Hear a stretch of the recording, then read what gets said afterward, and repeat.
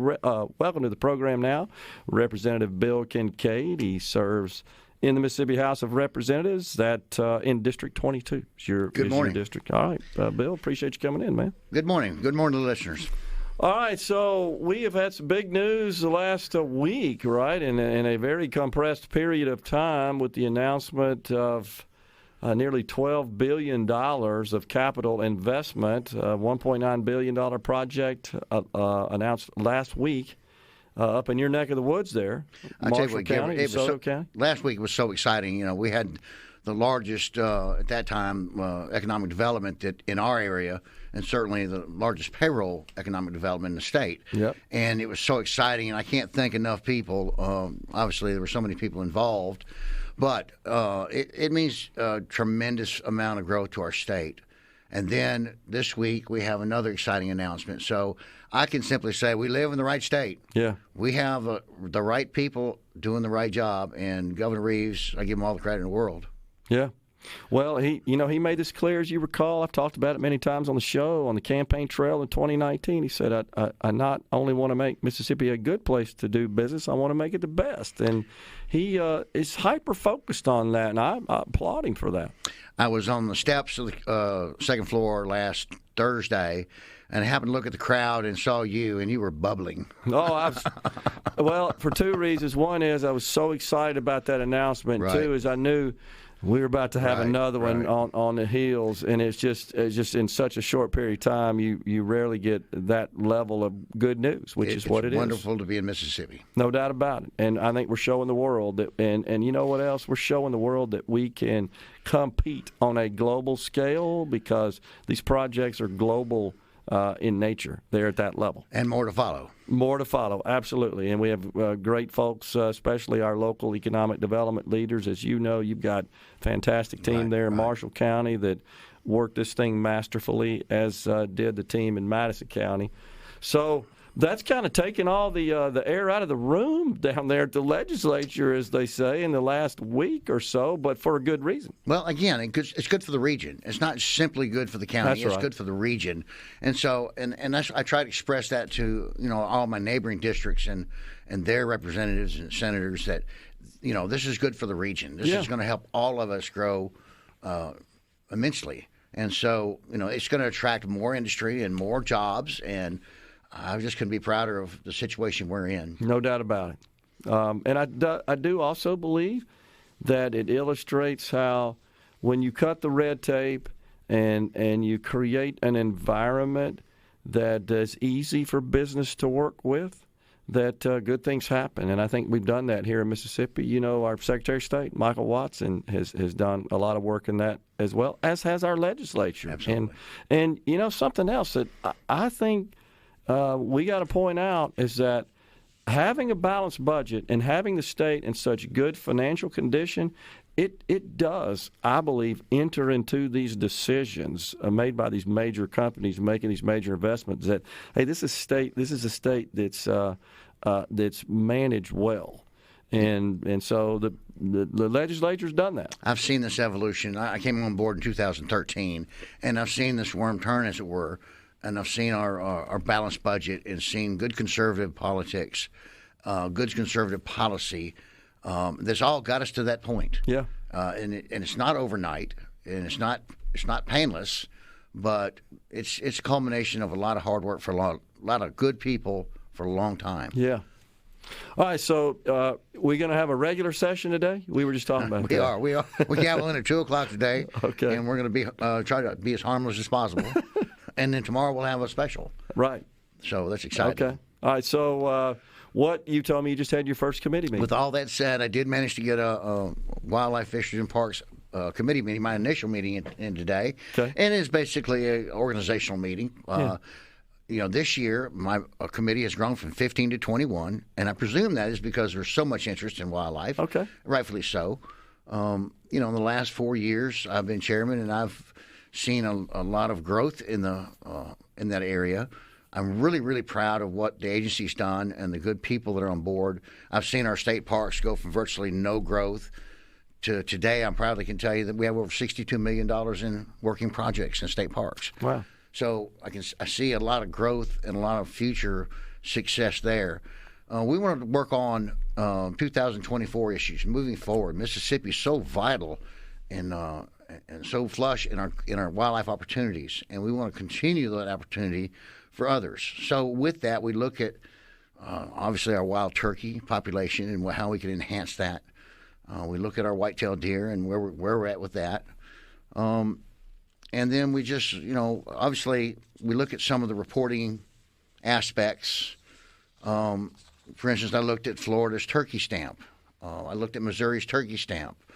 And it occurs to me that Mississippi does not have a turkey stamp. And so that turkey stamp could be used to increase our habitat, to improve our habitat, to control burning through predator control.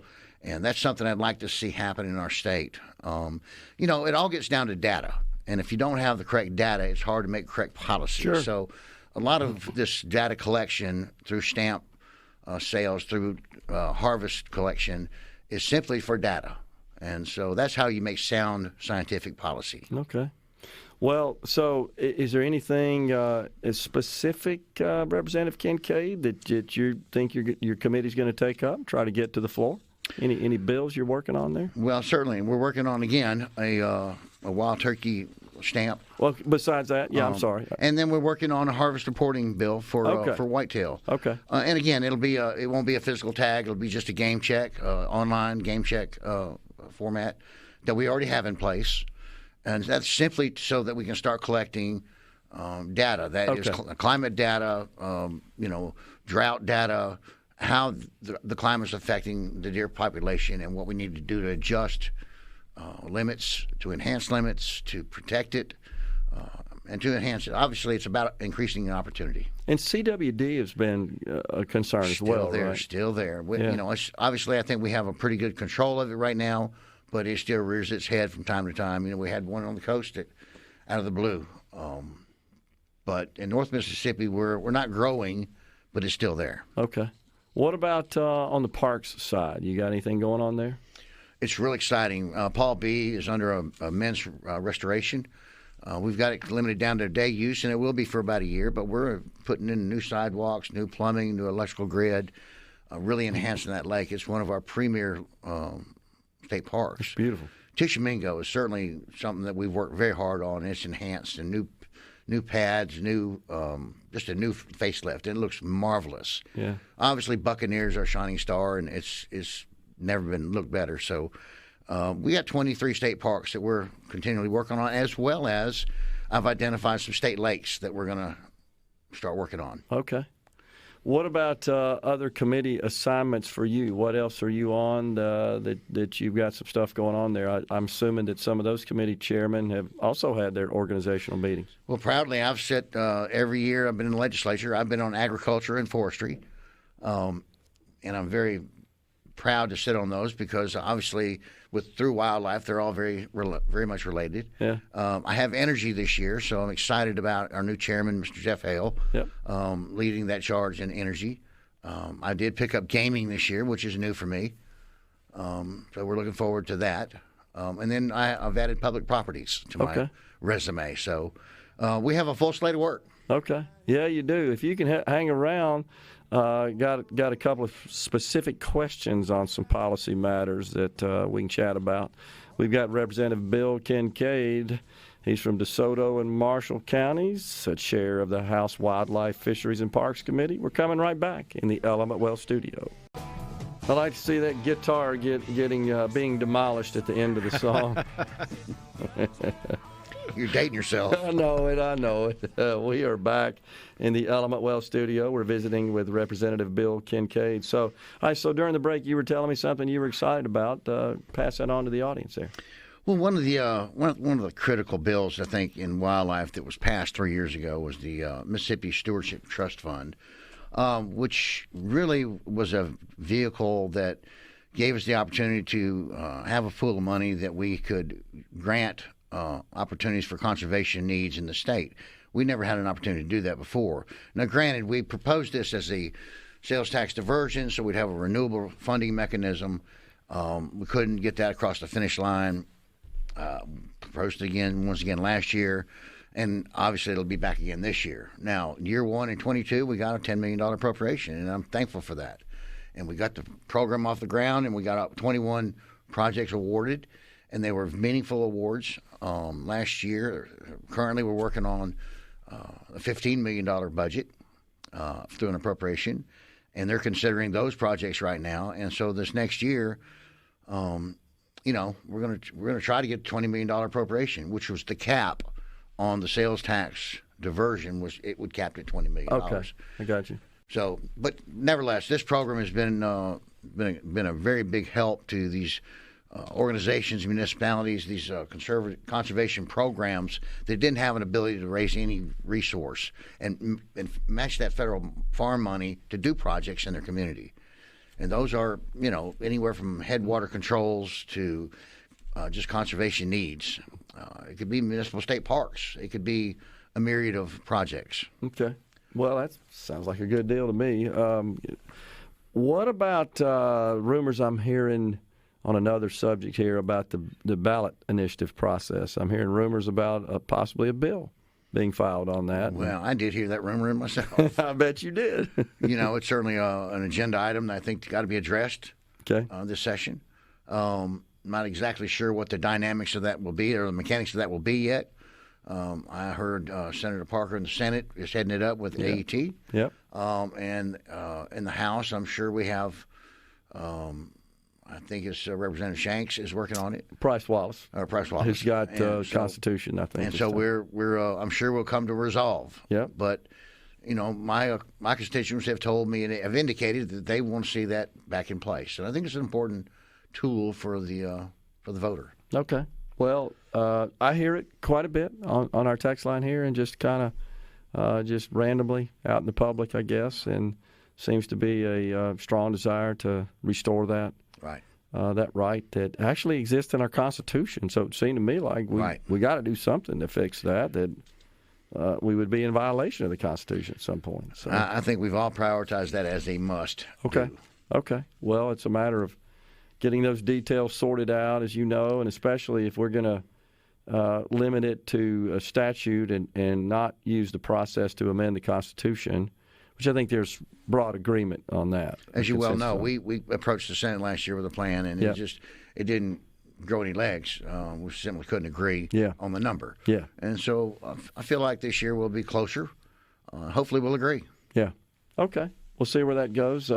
Something else that, as you well know, the governor has declared numerous times as a top priority for him, and that's full elimination of the income tax. We got some progress there by eliminating the 4% bracket and then phasing down the 5% bracket down to 4% over 3 years, but he still has the goal of full elimination. You think that we might see a bill to do that? Well, Gibbert, I will tell you that living in a border community, and by the way, in that economic development project that we worked on in Marshall County, that's such a critical byproduct, and we're judged by that. I mean, Tennessee doesn't have a state income tax, and so that's one of the points of contention every time we talk about or try to recruit another economic development opportunity. So we're going to have to get to that point. Now, sooner than later, will there be a bill to that effect? I think the House's contention is that we're going to continue to carve that down reasonably, responsibly, and we've got a plan. Okay. Well, and we had before that we got through the House, but couldn't get it through the Senate. Well, there again, there are two ends of that building. Yeah, that's right. There are. Before it gets to the governor's office in the middle there, we got to get it across both ends. Okay, well, those are important. Something that I've talked about privately. I know you've probably heard me discuss it on the program and may have taken a little time to read the piece I wrote. Is PERS, which is finally starting to get, I think, some mindset from members on both sides of the building, as we say. I know PERS execs have been over at the Capitol talking to legislators about kind of where they are and what it might take, but that's something we got to take up here. I've heard so many people in the off season say, just don't let the legislature get a hold of PERS. Yeah. But the legislature is the only one that can fix That's PERS. Exactly right. and I've heard some really logical repairs to this. Okay. None of it's going to be easy. I heard Speaker White, in his analogy, really made good sense in how to approach this. And so I believe there's a plan in place if we can get some cooperation. Okay. And obviously it's going to be a tough pill to swallow for everybody. Yeah. But we're all in this together. Yeah. I mean, PERS, just as like everybody else, it's got to succeed. Yeah. If not, then there's going to be not a good resolve. Well, it's as I have described it, it's virtually impossible to address this issue and resolve it without some pain somewhere. We don't have legislative oversight. Right. And so until we do, then, it's very difficult to manage this. Yeah. So, but again, Speaker White has made the most sense in his breakdown of how to solve that. Both Representative Lamar and Speaker White, I've talked to extensively about it. Okay. And I believe there's a common sense approach to this. Okay. Is there anything you can share with us today, or are you still? Well, it's still in the mechanics, so Okay. I choose to let them break that news to Okay, you. gotcha. All right. Well, I mean, I'm certainly aware of what the PERS folks have been asking for. Right. The executive director, in particular, has been serving as the chief contact for PERS positions, and of course, you got actuaries involved in that mix as well. But okay, well, we'll see. Strictly cash influx is not the answer. Right. That not that. not the total permanent answer, but it likely to be required to some extent for some period of time. Right. With some other aggressive moves. That's right. So, okay. Well, we'll see with that. And then something else that's going on that is going to garner a lot of discussion is just health care. Always is. Always is. And where we go there. There's a couple of things. I mean, we come to this session with school choice being an issue. Yep. PERS, public health. These are critical issues that the legislatures must address. Yeah. And we've all done our homework and have some expectation of some resolve. So we're all working on that diligently, and I'm glad to see that the committees have finally released. We finally got bills dropping, and now we can get down to the due diligence of actually debating these issues. Okay.